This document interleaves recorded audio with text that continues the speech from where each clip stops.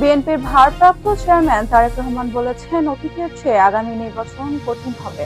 আপনারা যদি ভেবে থাকেন যে এখানে প্রধান প্রতিপক্ষ নেই অথবা দুর্বল হয়ে গেছে, নির্বাচন সহজ হবে। No, no and no. আমি 100% গ্যারান্টি দিয়ে বলতে পারি নির্বাচন কঠিন হবে। তাই সব নেতাকর্মীকে প্রস্তুত ও ষড়যন্ত্রকারীদের বিষয়ে সতর্ক থাকতে হবে। সবাই জনগণের সঙ্গে থাকুন। আমি দামি নির্বাচনে বিশ্বাসী না, আমরা গণতন্ত্রে বিশ্বাসী। মঙ্গলবার বিকেলে নারায়ণগঞ্জের সিদ্ধিরগঞ্জ হিরাঝিল এলাকায় গিয়াসউদ্দিন ইসলামিক মডেল কলেজ প্রাঙ্গণে জেলা বিএনপি আয়োজিত বিএনপি ঘোষিত রাষ্ট্র সংস্কারে 31 দফা কর্মসূচি বিষয়ক কর্মশালায় অনলাইনে যুক্ত হয়ে তিনি এসব কথা বলেন। তারেক রহমান আরো বলেন, সরকার গঠন করতে হবে জনগণের সমর্থনে।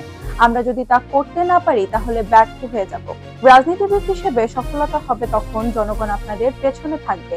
31 দফার মাধ্যমে আমরা দেশ এবং দেশের মানুষদের নিয়ে ভবিষ্যৎ চিন্তা করছি। বিএনপি নেতাকর্মীদের হুঁশিয়ার করে তিনি বলেন, নিজের স্বার্থ হাসিলের জন্য দলীয় কোনো ব্যক্তি যদি চেষ্টা করে তাহলে তাকে শক্ত হাতে প্রতিহত করতে হবে। তারা নিজের লাভের জন্য দলের বদনাম করবে, তাদের বিরুদ্ধে শক্ত হাতে ব্যবস্থা নেওয়া লাগবে। এটা আমার নির্দেশনা। জনগণের সমর্থন আমাদের মূল কাজ। আমাদের জনগণের সমর্থন প্রয়োজন। আমাদের সঙ্গে জনগণ না থাকলে আমরা সার্থক হব না।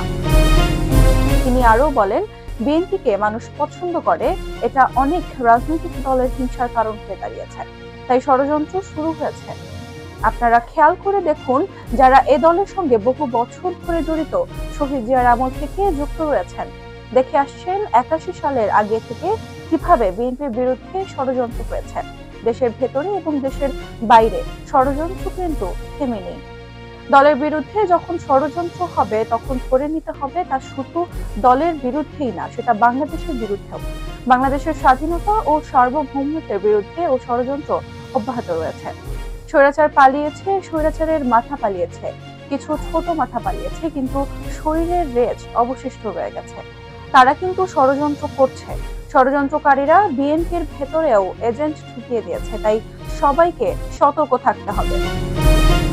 নারায়ণগঞ্জ জেলা বিএনপির সভাপতি মীর মুক্তিযোদ্ধা গিয়াসউদ্দিনের সভাপতিত্বে ও সাধারণ সম্পাদক গোলাম ফারুক খোকনের সঞ্চালনায় কর্মশালায় প্রধান আলোচক হিসেবে উপস্থিত ছিলেন বিএনপির মিডিয়া সেলের আহ্বায়ক অধ্যাপক ডক্টর মওদুদ হোসেন আলমগীর পাভেল।